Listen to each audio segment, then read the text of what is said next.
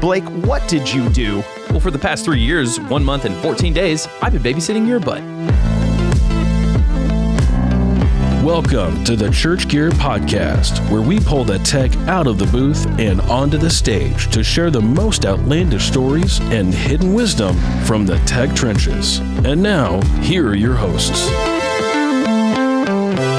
I'm your co-host, Blake Hodges, a man who has a degree in Tobyology, and I'm here with my other co-host, who is the subject we studied to create such a degree, Toby Walters. Should it be Tobyology or Tobology? Ooh, I like Tobology. I know. That rolls off the tongue. And did you count the days? I did, and then we postponed this recording. So your math is totally off. But my experience has only racked up even more so. Oh, man. Well, let's see. I've recently, as you've just heard, I've had over 3 years dealing with Blake's nonsense. So I have to travel a lot now just to get breaks built in. Get a Blake break? That's right. And so recently I went to Dallas to visit a whole bunch of our church friends, and I'm willing to say it, just, put it out there. I have a favorite church tech out there. I thought you were about to say you had a different favorite other than me. I was sweating. No. But I went to Fellowship Church in Grapevine, and Alexa Page, I'm just willing to say she is my favorite. I'm still getting used to saying Alexa Page because we said Alexa Ross for so long. I know. And then she went and got married to Daniel. He should have took her last name. He should have, because she's awesome. Yeah. And honestly, Blake, are you willing to say that girls are better than boys? 100%. Toby, I'm a married man. So, that, number one, but also Alexa's just awesome. Oh, yeah. She was, our 8th or 9th episode. She's an OG. And you should totally go back and listen to her episode because it was great. So I've been to Fellowship, multiple times now, and Charlie and I went together just, again, basically to see Alexa and see some of their new systems. My parents came. What? Yes. It was bringing your parents to work? Apparently it was. And do you know why they came, Blake? To make sure you behaved? They've given up on that long, long ago. But they came because they wanted to see Charlie. Oh my gosh. Well, Can you believe that? I actually can. He's like their favorite son that they never had, even though they have 2 sons. Oh my gosh. I know, you got to love Charlie. But so Alexa gave us kind of a updated tour on what they're working on. They're doing a whole video suite renovation, and our friends at Clark Integration is doing the whole thing. So their video suite is currently just backstage.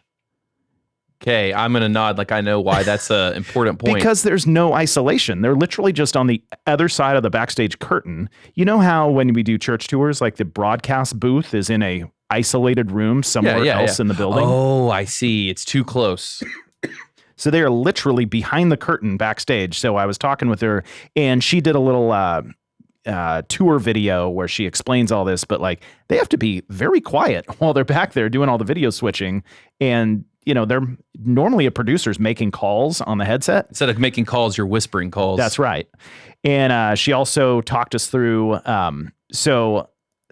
Blake, again, I know you don't know anything about production, and it's cute that you try. I'll pretend. It's my job, too. So she's been rocking a PM1D at monitors forever. Just never going to let it go. They've had that thing, I think, since the 90s, maybe. But they are finally getting a Quantum 338. They're very excited about it. And obviously, she's very excited. It's kind of nostalgia letting the PM1D move on. She wants to turn it into a conference table for their production suite. I love that. Which would be really fun. And she did a little video with us explaining the RF issues that they deal with, because they have one of the busiest airports in the world, in their backyard. If you're standing on the roof, you're looking at DFW Airport. Yeah, but what's more important, Fellowship or DFW? DFW needs to get in line. Well, obviously. And, Ed Young Jr., his messages are just incredible. So we don't care what the tower says at DFW. Maybe we should not say things like that. We very much care what the tower says. We would just it to be more considerate. We had, just a great time hanging out with Alexa and Daniel and the team over there. And then as we're getting ready to leave, I said, oh, yeah, we're going over to Watermark now. And she says, oh, I love those guys. Hey, ask them what happened last night. And I said, what do you mean?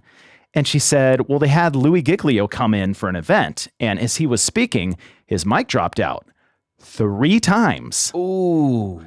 And, she's just given like good natured razzing for the guys over there. And so we went over to Watermark after that. And I said, okay, so Alexa over at Fellowship wants to know what happened with the mic. And they said, whoa. That was Louie's mic that he brought with him. It was his DPA and it dropped out. And we finally had to like 3 times later bring him out a handheld just so he could keep speaking. And do you know who was with him, Blake? I don't. I bet you're going to tell me. Who is the most trouble, like anyone in the church tech community, who gets in the most trouble? I think it is Chris. No, you're not going to say him. It's Jay Desai. It was Jay. Oh, Jay was with. I was like, wait, are you queuing up our guest? I'm not queuing up our guest because I figure our guest would have fixed the problem, but Well, yeah. Just throw Jay Desai under the bus real quick. I feel like if you threw Jay Desai under the bus would just like collapse because he's too awesome to get run over. Like, yeah. You ever seen superheroes when they put their hand out and they just stop a vehicle? Yep. I bet Jay could do that. I bet he could too. Well, speaking of a person who would be driving the vehicle trying to hit Jay in that scenario, Chris Tomlin's front of house engineer, Stephen Bailey. Stephen, welcome to the show, man.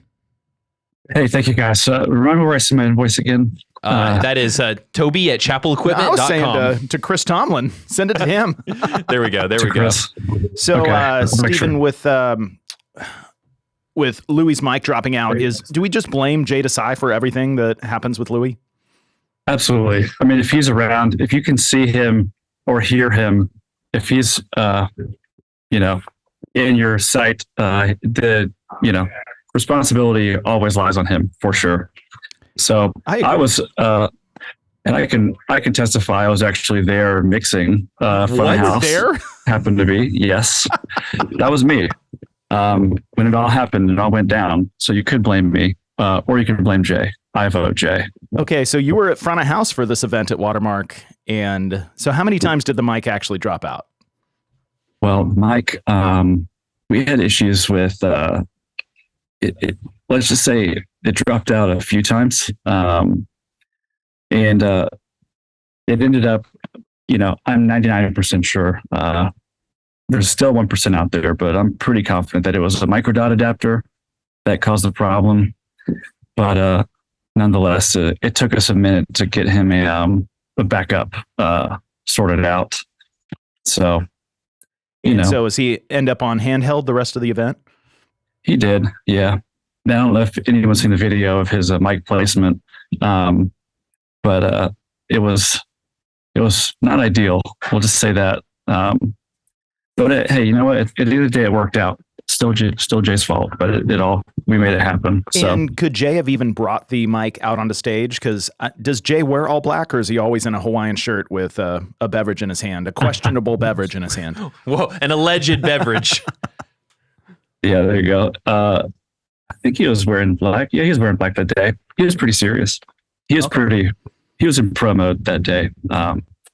So, I'm surprised it still happened. How could he let that happen? I don't know, but you'll have to ask him. Guys, I'm getting a little nervous about us running this bus over Jay repeatedly. I feel like Jay is the kind of guy that if you hit him with the bus would break, not us. So let's stop throwing him under the bus. Well, I think Jay's probably driving the bus too. Jay is driving the bus that he hits himself with. Yeah. But, oh, man. Yeah. I know. It's that questionable beverage. What power. Okay. Let's get to the 5 truths and a lie here, though, because we've already done enough of our lying and postulating ourselves here. Number 1, I'm a certified driver without a driver certificate. Dude, can you not read? Your computer is very far away from me. Come on. I'm a certified diver. There you go. Look, see, most of us are certified drivers, Blake. It's called a driver's license. And right before this episode, you said I was a grandma driver. Grandmas have bad eyesight, Pretty Toby. much. Well, that's true. All right. I'm a certified diver without a diving certificate. How do you get certified without a certificate? This is interesting. Okay. Someone knights you with a sword. Number 2, I wear women's deodorant. Okay. Don't we all? Number 3, I can't smell them through Zoom, so I'm just going to have to assume. Well, your nose must be broken. Number 3, I'm seriously contemplating a run in politics. Ooh. I'm good. I'm locking in. That's his lie. I call it right now. Number 4, I'm almost through writing a 9-chapter book titled The Art of Pushing a Road Case. Ooh. Number 5, if I was 1 inch shorter, I probably wouldn't be doing this podcast. What? And Blake, I like how you can't read or count. Me and Jay had questionable beverages together. Jay, stop giving Blake questionable beverages. All right. Okay, I'm locking in my lie. I'm saying he is not writing a 9-chapter book entitled The Art of Pushing a Road Case. That is the other one I would have taken, but I just feel so good on the third I one. almost feel like maybe somebody else is writing that book and he's trying to take credit for it. But okay, we're locked in, Stephen. What's the lie? Well, Sir Todd, you are correct. The lie is I'm not writing a 9-chapter book at the moment. That's the lie. Blake, get under the bus with Jay. Dude, I would love to be under the bus with Jay. If it hits him first, it will explode and me and him will survive. Now, is anybody else writing that book, Stephen? Okay, well, I'll be real. I'll be real with you for a minute. I have actually thought about.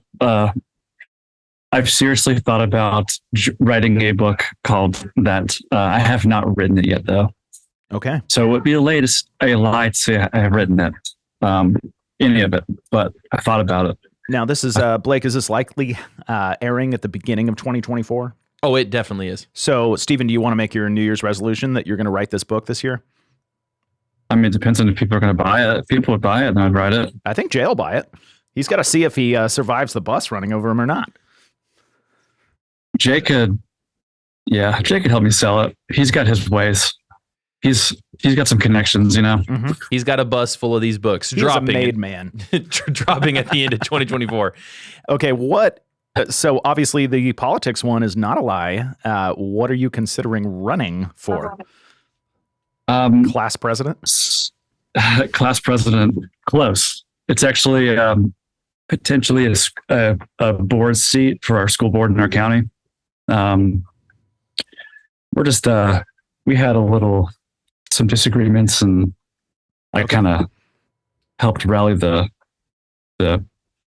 peasants at the last meeting with our pitchforks and torches. Yeah, and I don't know, just looking to maybe make some changes. So we'll see what happens. But you might have specific passions around education that you'd like to perhaps help move forward. Yeah, maybe help people, give people a little bit more of a voice than what they currently have. So be careful. We'll see. Be careful being the peasants with the pitchforks representative. They typically turn on the leader every time and just stab him. Well, they're usually coming for you, Blake. Well, I know I made the mistake of trying to help. If you were 1 inch shorter, so I'm guessing something about your height got you started in tech. Why is the 1 inch shorter and you wouldn't be doing this podcast? What was that? What did that mean? Well, to be super short, I was up in through high school. All I wanted to do was be a fighter pilot. And at the time, the height cutoff was 6'2". Like if you're anything above 6'2", you were out. You were flying a cargo jet. So I was literally 6'2", and it wasn't the determining factor, but it definitely made me kind of rethink and take a pause on life. And then during that pause, I joined a band, and then it all went downhill from there. But yeah, so that's kind of, I definitely, if I had gone that route and was flying jets, I wouldn't, unless you guys are really into airplanes or something. Yeah. But Tom Cruise seduced you with that awesome movie. You were just like, okay, yeah, I'm going to be a fighter pilot.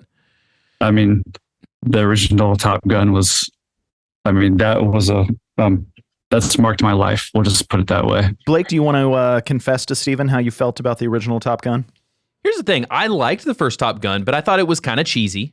You know what I mean? But I thought Maverick was a masterpiece. I loved Maverick. And wait, cheesy, like explain cheesy, like 80s cheesy or 80s like cheesy. Current day? I will say though, as Toby has continued to shove 80s movies down my throat, I have got inoculated to the cheesiness so much so that I've turned the corner. I can't believe I'm going to do this. I kind of like it now. Like I've said now that the 80s, early 90s might have been the best time in movies. I don't think I've told you this yet, Toby. It's true. I hate admitting this. I know. But they're just pretty good. Like I think I was at my in-laws for Christmas and I just didn't want to, I didn't have anything to do. And so I was like, I'll watch a movie from Toby's list, and it was Top Gun. Yeah, there you go. Okay. So let's see here. How did you become a certified diver without a diving certificate? And how many bodies were you burying while you were diving? Was it Jay's body from getting hit by the van? No, it was a body that Jay asked him to bury. That actually makes total sense. Yeah, definitely what Todd said. No, I basically went through all the certifications and went diving and all that. And, took all the tests and stuff. But I, at the very final end of it, I just didn't get my certificate. So long story short, I had to go back down to the Bahamas to do like one blowout of my mask under the water. And it just wasn't practical for me to do that. So I just never got it. It was kind of a bummer. If you had that fighter jet, man, you could have just zipped on down to the Bahamas. I know. I'm still looking for a jet. If any of your viewers have a jet, please let me know. We're still waiting for a church to call us up and say, hey, will you purchase our jet?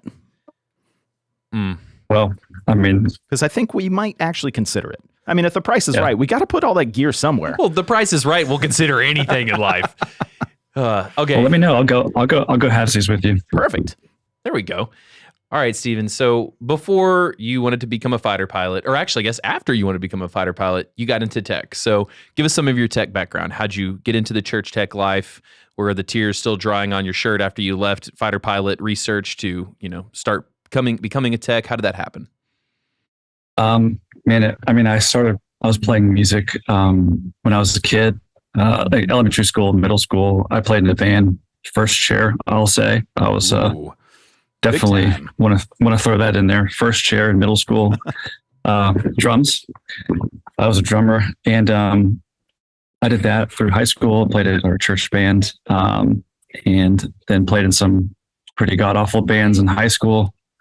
And then outside of that, I played in a pretty awesome band called Elevation. We were signed, and it was like really, had a lot going for us. And it was great. But that kind of got me really heavily like on the path of the music industry world. And then I was, during that time, to make money on the side, I was doing audio. I really enjoyed it. I enjoyed the technical side of it. And it was good money at the time. And I had met some people. Someone connected me with Matt Redman, and I started doing audio with him. And it just felt, I don't know, it kind of felt, as much as I love playing music, I just kind of felt God calling me that route. So that's kind of where like my, professional, we'll say, career started. And at that point, so you played in Elevation. Is that Elevation Worship? No, it is not. It is not. Funny you asked. It is the rock band Elevation from Atlanta, Georgia, United States of America. So, and how often do people ask if you were one of the members of Oasis? Because you look so much like one of the Gallagher brothers. I get that a few times. I've gotten that a few times. Yeah, for sure. The funny thing is, though, is that they don't know which one. They don't specify which one. Yeah. Which I'm like, if I look like someone, shouldn't I? You probably look like someone, the third brother. Oh yeah, you look like they imagine the third brother to be. Yeah. What's his name? Liam and Noel Gallagher. Yeah, but the third brother. I didn't know there actually was a third one. Wait, Steven's the third brother. Live on this podcast announced. It's like the third Manning that never made it famous. Oh. Yes. Yeah. No, that is true. They have a third brother. I don't know anything about him, but okay. Maybe that's you. If you don't know anything about him, it could be you. You got some questions for your father tonight. I wonder if that 23andMe test will help me figure that one out. Starting to do a sound for Matt Redman. I mean, that's awesome. I'm a huge Matt Redman fan, and I assume that helped get you connected to Passion City, and you worked with them for quite a while.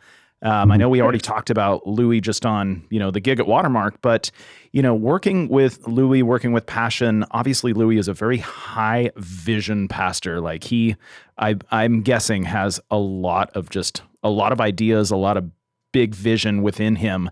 How did you and the team try and manage some of that vision to pull it off without, dying with 150-hour weeks, trying to pull that all off together? Well, there were 150-hour weeks, and some of us did die, but oh man, Jay knows where they're buried. Oh yes. I mean, why do you think Jay's around Passion all the time? He takes care of all the dirty stuff.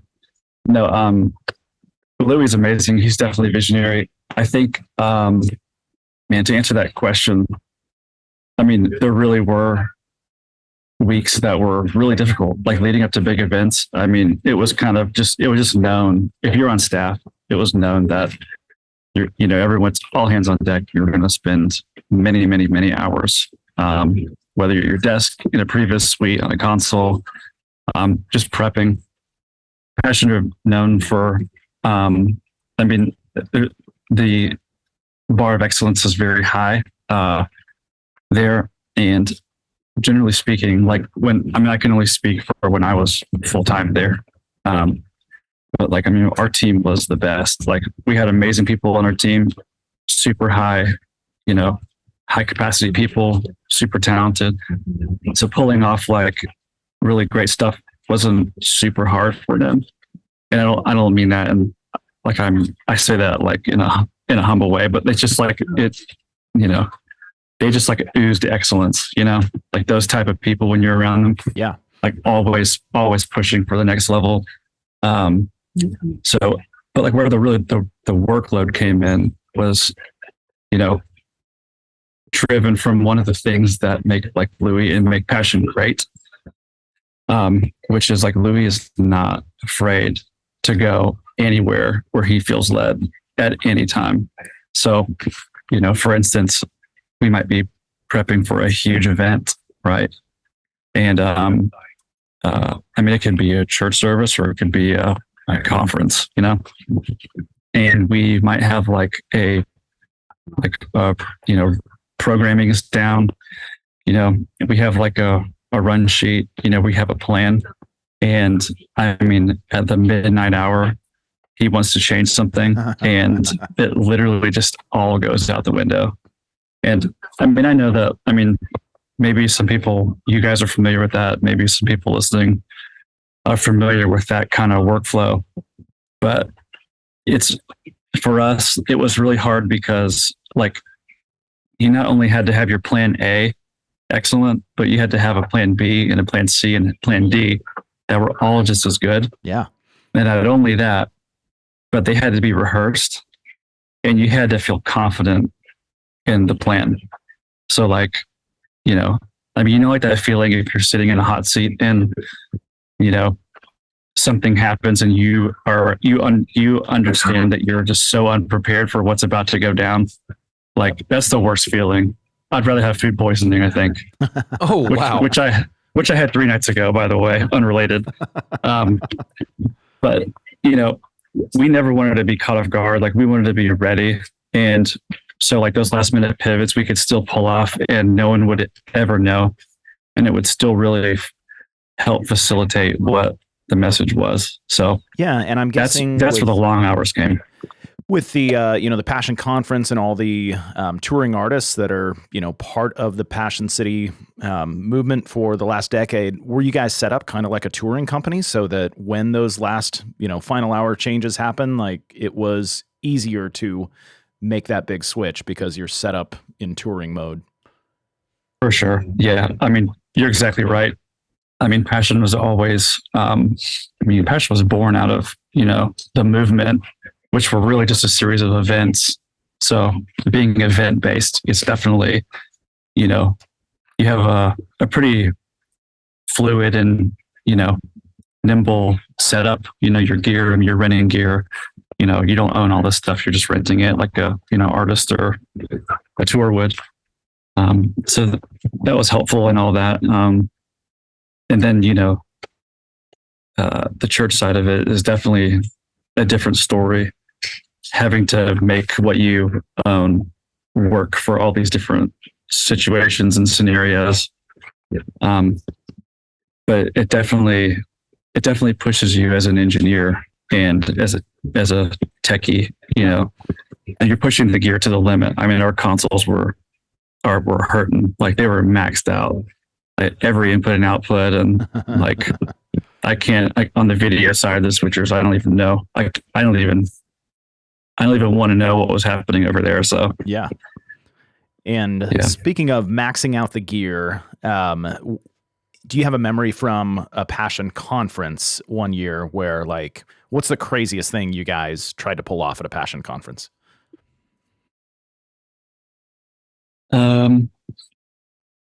So there were a few of those. Poor Steven here. Toby's just inviting him to have flashbacks to his most painful moments. I believe in you, Steven. You He's got this. some PTSD on his face. We're going to talk through it. Here's your tech therapy here. Just email that prescription over to my preferred pharmacy. No, I would say I'm thinking back to the first time we did a live link thing. I want to say I'm 98% sure it was 2016.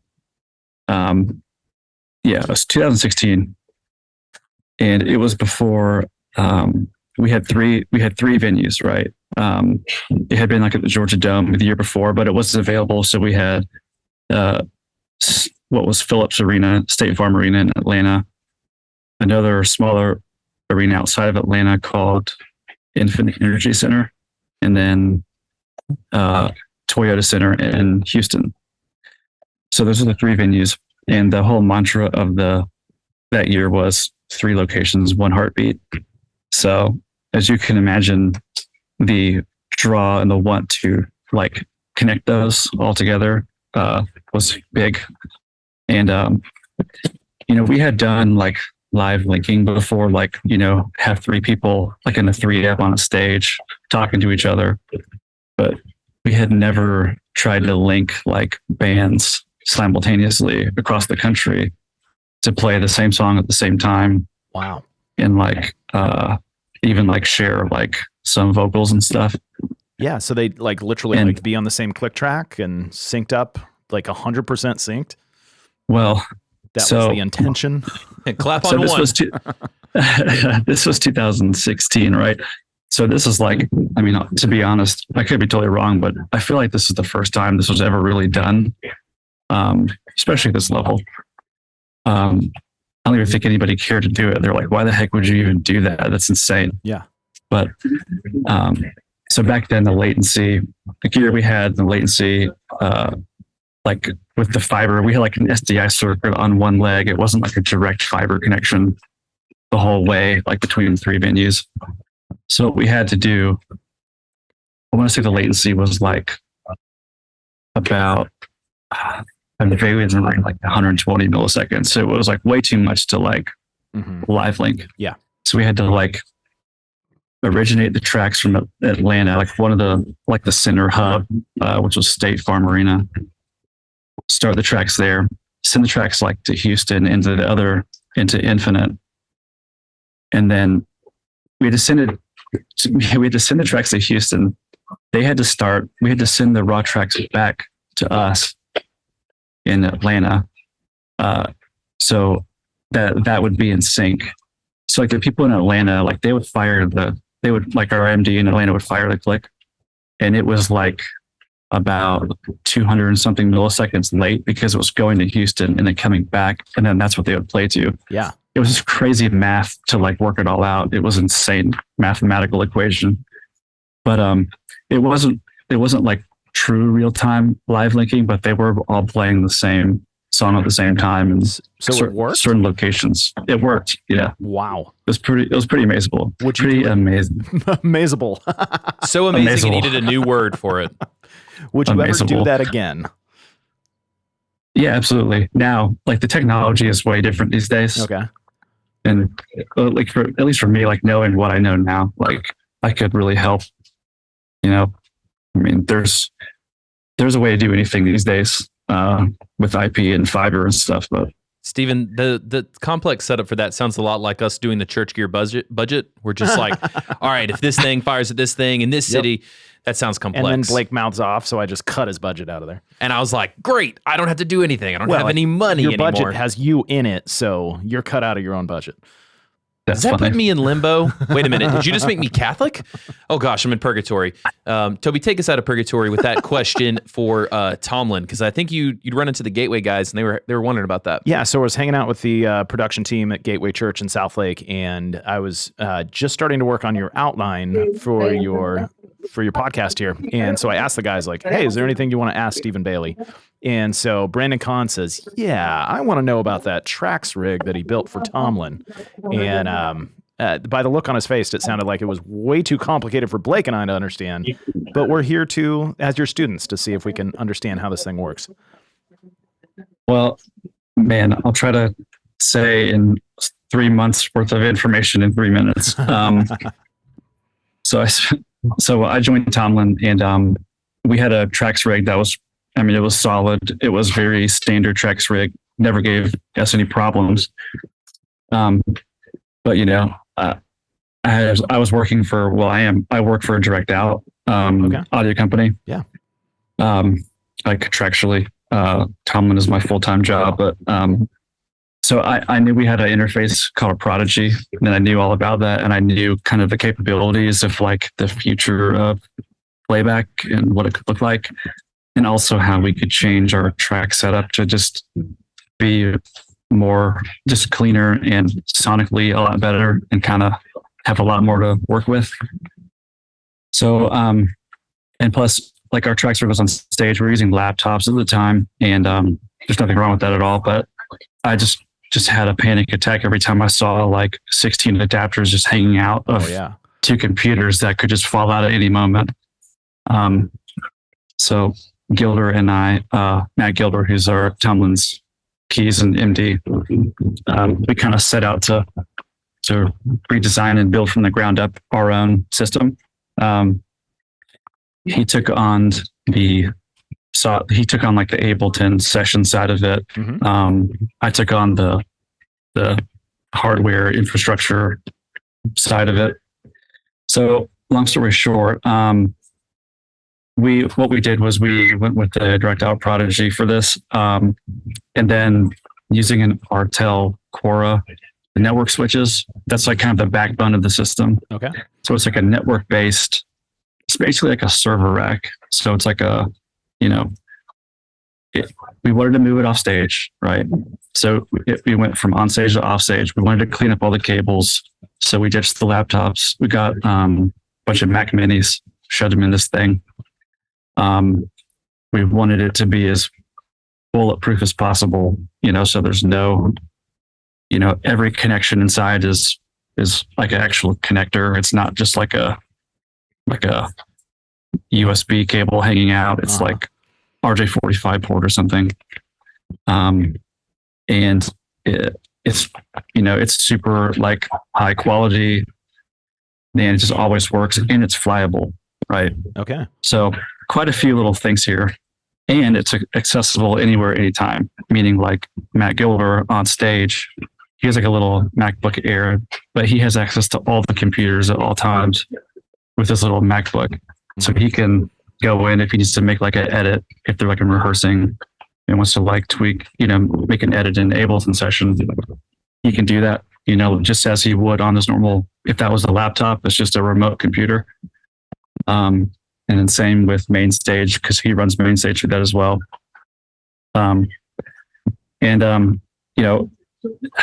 It's like I have control of it at front of house. So like if I need to check time code and no one's on stage, I just open up the computer, pick which computer I want to see. I want to see all of them, and I can just fire Ableton manually. One night Gilder was out at front of house during the opener, just hanging out and watching, and he remembered that he needed to change something in the session. So he just hops on the computer, the Trax computer on my computer at front of house, and does all the editing, and saves it, and then it transfers it over the network because it's all network based. Okay. So he just drag and drop like the session to the other computer, automatically syncs. It's just like a really, I would say, efficient way of doing it. And it's all redundant. The whole thing is redundant. And it wasn't cheap, but it's what it's gaining us is like major sonic quality. Like it's a 30 more seconds of nerdiness, but it's all digital. So like, there's no conversion anywhere. In fact, it's the same clock. So like that Prodigy actually is the clock master of our audio network for Digico consoles. So like it goes out of the playback computers currently using Dante virtual sound card. Yeah. straight into some Dante IOs that are clocked to the Prodigy, and then they go out MADI redundantly to the consoles. And so like there's never any conversions, all the same clock. There's no slip, there's no jitter. And Gilder's side of it, he went back to Capitol Records. Probably sent them some pretty interesting emails, I would imagine. But he got back all the raw stems from that we needed for all of Tomlin's stuff. Yeah. And like we completely rebuilt the session. So there's like the acoustic guitars, if there's acoustics in the tracks, like there's no compression on them. It's just like the raw file. Yeah. And then we put some basic EQ on it. And now for us, like even though I have a ungodly amount of, track inputs, Yep. it's all being summed in the, like with the real stuff. So it's just like what the end product is, just like a way more like organic and natural sounding, and in my opinion, seamless experience. Yeah. If that makes sense. Now, are you guys going to like produce this and market it to other artists and churches? I thought about it, honestly. I don't know if I could be bothered unless I was making a lot of money. Yeah. I mean, they're complicated. It's a complicated little rig. It's complicated to not be complicated. Like you power it up and flip it on. That's all you have to do. Yeah. I mean, everything, Just the works. the Artel switches are like bulletproof. NASA uses them. So I thought we should too. Yeah. And, the Dante Virtual Sound card just runs. It's all locked down. So it's a good rig. I hope the Gateway guys are just like licking their chops with all this technical stuff. Blake, I often wonder when the guest goes very technical, like where do you go in your head? I just imagine there's a couple polar bears up there playing badminton. Well, they're playing badminton with one hand and they're drinking a Coca-Cola with the other. And I'm like, man, I'd love a Coca-Cola right now. I should pay attention. So now that Brandon has gotten his answer, let's give an answer to your younger self, Stephen. Let's get real meta here. You answered his question very thoroughly. What's an answer to a question your younger self would ask you if, you could go back and give them some advice on when they were first starting out in production? What advice would you give to your younger self out there? Other than hit Jay Desai with a bus and make sure that snafu we talked about earlier at the beginning doesn't happen. And that's a good question. I would say just don't be an idiot. That's what Blake tells I'm about to himself say, every day. no, that's what Toby texts me every morning to start my day with. So give Is us this something an idiot would do? So It's just Stephen, like I trust you to give some more context to that than Toby does for me. So yeah, give us some more context there. I would say, man, me talking to my younger self. I'm actually trying to think of something good to say here. I would say it's okay if it's not perfect. Because if you're like a clinically certified perfectionist like me, it's really hard to do something and it not turn out the way you want it to. And like, that's okay, I guess. But if you constantly live in that state, it can be a real bummer. It's okay to, as long as you're like giving it your serious, your best, you're going to screw it up. You're going to make mistakes. You're going to, not unmute a microphone. You're going to probably crash a console. There's no telling what people, what I've done in my day so far. But I think if I could tell myself like it's okay that it's not perfect, people don't really care people don't care as nearly as much as you do. That's not what you want it to be. They just want it to be like good. Like, yeah, they want it to sound good, feel good, hit the cues, Most people whatever. are not going to notice the mistakes that you notice. Yes, that's so true. And that's what I want myself to know. Well, and as they say, and done or perfect is the enemy of done. And I've always liked that a lot. Like people will spend so much time trying to perfect something that they'll never get it done. And it's better just to get it done than it to never exist. That's so true. Honestly, that's why I interned in like some studios like a while back, like way back in the day, like recording studios. And I quickly realized that was going to be like a deep, dark hole for me because like live is like, you get one shot at it and you're done and you're out. Yeah. And you're pushing your subs out the door. In the studio, I mean, you could freaking burn days. I would burn days in the studio on the same freaking song just because I wasn't happy with it. You know what I mean? So I had to get out of there. But So the other thing go ahead. I would say the other thing I would say is like, don't burn any bridges, because this world is such a small world, this industry. I mean, most things aren't worth burning bridges over, if that makes sense. Yeah. You just want to be cool to people. And even if they're not cool to you, maybe they're dead to you at that point, but don't burn the bridge. You know what I mean? Yeah. I would tell myself that. Should we unburn the bridge with Jay? Like, have we burnt the bridge yet? Or that's the thing. Does he know that we really do love him? Jay is so strong and immortal. That bridge could be completely on fire and he'd walk straight through. That's right. Just like Meshach, Reshach, and Abednego.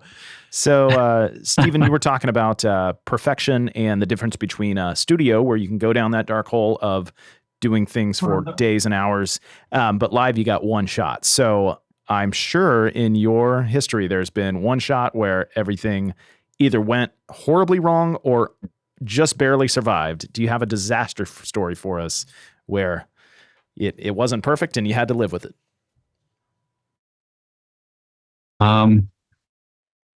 Yeah, there were a couple, and only one is coming to mind, which is really annoying to me right now. One of them was I was with Redmond, and we had a console blue screen on us, like literally out of left field, like as doors were opening, I pushed up like music, iTunes. And I mean, within 30 seconds, I wasn't even touching the desk. It could just blue screened and we lost audio. So what was the desk? This was a old school Digico SD10. Okay. This was way back in the day when like Waves was still running on the actual computer, which frankly it was never designed to do. But long story short, one of the tech guys walked me through how to like open up the engine of the console and reseat the CPU on the motherboard. He's like, there's about a 30% chance that this could fix it. And I was like, well, I mean, it's either that or else we're running the show from monitors. So yeah. Our monitor engineer, Joseph Marakovitz, shout out, at the time, who looked like he was 12 years old. Do y'all know him? No. Joseph is one of my best friends ever. He's seriously a genius when it comes to monitors. But way back in the day, if you saw a photo of him, you would think he was like super, super young. Yeah. But he could, kick it when it came to like production and monitors. This dude is a genius. But anyway, he was back at monitors, like putting together a front house mix for that night. Yeah.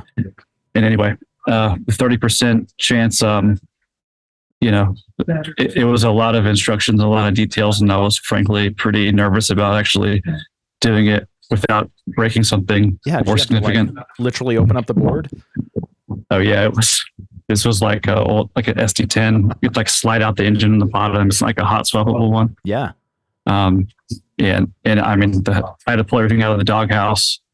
I mean, it was literally like guts out. Yeah. Like in the middle of the room, people must have thought I was insane. Yeah. So like people with purchase tickets are walking in, seeing the front of house console, like taken apart and thinking to themselves, oh, this is going to go well. Yeah.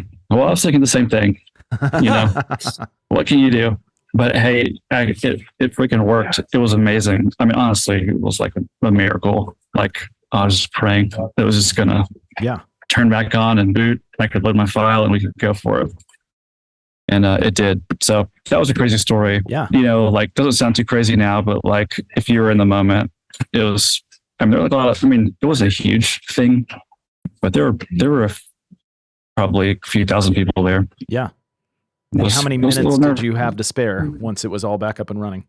Oh my gosh. I mean, I think we went straight into the show. I don't even think I had time to pee. I remember like having to pee really bad and I couldn't. Yeah.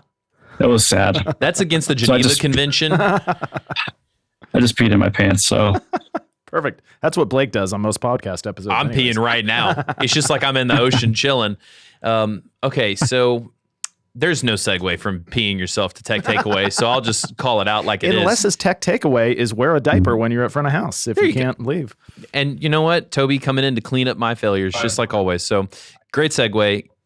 Steven, how could we wrap us up on a tech takeaway here for everybody? ooh, tech takeaway. I would say the thing I think I've learned the most in life, both as it relates to job, like this industry, and as it doesn't relate, is just like making sure you always, at the end of the day, are focusing on what matters, like what really matters. Whether it's like your family or, your, I mean, this is overlooked, but your own well-being. I mean, not to be like selfish, but you have to look after yourself, which I still don't fully. I say that I should practice what I preach. I book early flights some days, and sometimes I don't know why I do that at the end of the day. But it's really easy, especially in the tech, when the tech and ministry worlds collide. You can work as much as you want to until you say, I can't do it anymore. And you still want to get burned out. I mean, you have to do a great job, do your best, help, be amazing at your job, but you have to make sure that you have clear boundaries. And, if there's a busy season, you have to make sure you recuperate and have balance, on the other side of that. I mean, it is 2023. I mean, I don't think balance exists anymore these days, but,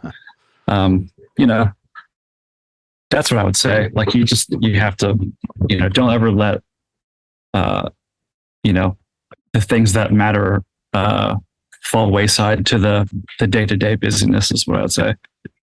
No, I think that's really good advice. It's less of work-life balance and more so of juggling nowadays. It's like, can you juggle it all? When's the times to just take a break from the things that feel urgent and important, but aren't so much, and really make sure you keep your priorities in line? I think that's something we all have to hear from time to time. Yeah. And I feel like that sounds like a pretty lame answer, but, I don't know. I don't know. I really mean that, like, and especially after going through some like health challenges, like with our daughter and stuff, some really serious stuff. Like it is so important. Like I've been changed just by going through all that. And I feel like I went from like, work is really important and I'm going to try to kill this and get this job and get this promotion or whatever. But now it's like, no, I'm going to like focus on my family. Like, I'm going to make sure like my kid is good. And all this other stuff will come like second. Not that it's not important at all, but like, it's not why it exists here. You know what I mean? No, 100%. Like, so I don't know. I felt like that came across as such a lukewarm, lame answer, but There are deep lame down is tech takeaways here. Yeah, there's no lame tech takeaways. And I think that's really good for people to hear this time of year that this is coming out, to be reminded. Like in Christmas, you've got the epitome of what you're talking about. High demand of work and then high opportunity for family time. And I think there's a lot of tension in trying to balance those two things. And I think that's really good, man. Totally. Well, Steven, thank you, man, so much for joining us on this episode. I didn't expect us all to get in the bus and start hitting our friend Jay. We love you, Jay. Yeah, I love you a ton, and I hope that no bridges Calm have down, been burned. Calm down. I was going to make sure our friends aren't mad at us, Toby. I know. All right, thanks, Steven, for. Oh, hey, do you have anything you want to plug? Anything, anywhere you want to point people towards? Yeah. One thing I'll say, my friend and I have a software coming out soon. It's called Prodcom, Prodcom, Production Communication. But long story short, it's an app that is like, it's really, really handy for monitor engineers, but also could be for anybody, frankly, like a producer or someone. But basically, it takes multi-channel audio and it like lays it out in a format to like a timeline or whatever, where you can label each individual channel like your drummer, your bass player, your singers, whatever. And like if you're running monitors, this plug is going way longer than I thought. So no, you're good. This is interesting. It's just like, if you're a monitor engineer, you're getting hit with like 10,000 things, 10 spadillion things, as my son would say. It's a new number. Yep. Spadillion. Do you want me to spell that? I'm just kidding. But anyway, it lists out what they're saying. So like their talkback mics and stuff, when they're asking for mix requests, if you don't catch it all, you can just go back and read what they said. Or like if something is important, or like at front of house, I turn my radio off and I turn my shout speaker really low because there's people really close to me, like on this tour. So I'll just have my screen in front of me. So if somebody comes on the radio, I can see what they're saying, and the kind of when they said it. Yeah. Or if the monitor engineer is trying to talk to me, or Chris is talking to me on his talkback or something, I can see like Chris talkback and what he's saying. So anyway, that's the app. That's the gist of it. Yeah. And it'll be available pretty soon. Maybe I can send you all a link as soon as it's up. Send us a link. And people can go to you guys and look for it. Cool. Yeah, if it's cool. If it sucks and everyone hates it, that's cool too. No, I'll put it, if you send me that link, we'll put it in the show notes of this episode for when it comes out. Great. That's cool. Thank you. I appreciate y'all for having me. Absolutely. Oh, no. Thank you for joining us. This was a blast. Thanks for hanging out with us. We hope to see you back next week for more absurd stories, tech takeaways, and overall buffoonery here at the ChurchGear Studios. Okay, Blake, do you think that Steven knows that he called me Todd multiple times on this episode? I was loving it. I was thinking this is the highest compliment you could ever give somebody because it made it seem like you were Todd Elliott. Obviously. And I've been called Todd many times in my life. Oh, I didn't know that. Todd, Toby, it's very close. So I don't fault Sean for that at all. Dude, if anybody sees me this year and you want to come say, hey, Todd Elliott, that would make me feel like a rock star. And I wonder if any of our listeners, if they looked at my face, would have a doppelganger for me.